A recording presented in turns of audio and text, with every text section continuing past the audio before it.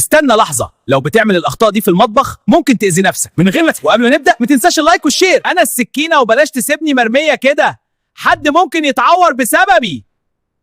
إيه ده؟ سايبني على النار فاضيه؟ أنا ممكن أولع المطبخ كله. بتقطع اللحمة والخضار عليا من غير ما تغسلني؟ البكتيريا هنا عاملة حفلة.